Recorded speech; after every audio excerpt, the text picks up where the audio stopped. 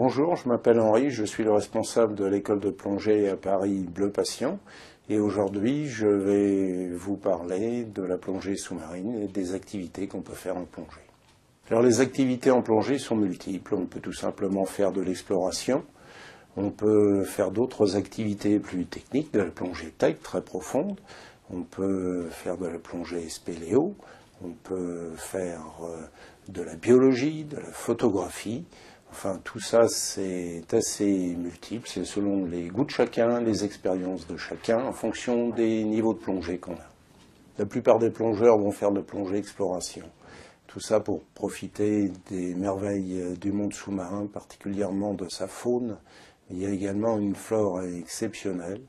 Elle est très variée. Ceux qui vont dans les mers chaudes vont voir des poissons multicolores, en mer Rouge par exemple, ou dans l'océan Indien.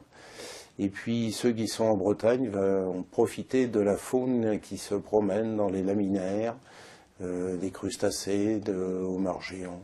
Alors les plongeurs, une fois qu'ils ont vu toutes ces merveilles, faune et flore, eh bien, ils aimeraient en ramener de merveilleux souvenirs.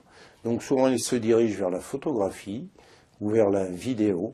Et puis tout ça se termine généralement par des dîners amicaux où tout le monde se repasse les merveilleuses prises de vue qu'ils ont pu faire lors de leur plongée, proche en France ou lointaine dans les mers chaudes. Ensuite, les plongeurs peuvent être amenés à vouloir découvrir d'autres activités. Et là, les activités qu'on peut faire sont très variées. Certains vont se diriger vers des activités souterraines, comme la spéléologie. D'autres vont vouloir descendre plus profond pour profiter d'épaves.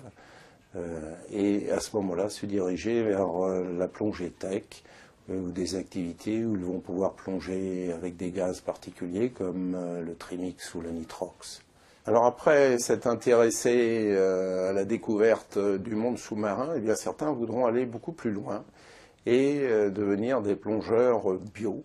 Ils donc s'intéresseront aux espèces sous-marines, à la flore, beaucoup plus en détail, d'une manière un peu plus scientifique, et ramèneront également de magnifiques photos, essentiellement prises en macro, mais aussi, par exemple, si l'on étudie les requins, ils pourront, à l'aide d'organismes spécialisés, apprendre à connaître ces animaux qui sont merveilleux et qui ne sont pas dangereux comme certains le prétendent.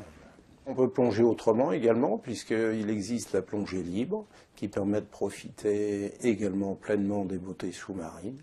Donc certains préféreront peut-être faire de l'apnée pour ne pas avoir sur le dos le matériel et avoir une impression de liberté plus grande. Et puis d'autres préféreront évoluer dans la plongée, ils seront pris par leur passion, ils voudront en faire profiter d'autres et donc se dirigeront vers l'encadrement. À la suite de différents stages, ils pourront donc faire découvrir aux uns et aux autres la plongée, par le baptême pour commencer, puis ensuite faire passer des différents niveaux de plongée. Voilà, vous connaissez un peu mieux la plongée sous-marine. Il existe bien d'autres activités, vous pourrez les découvrir en vous inscrivant dans un club ou dans une école de plongée. À bientôt.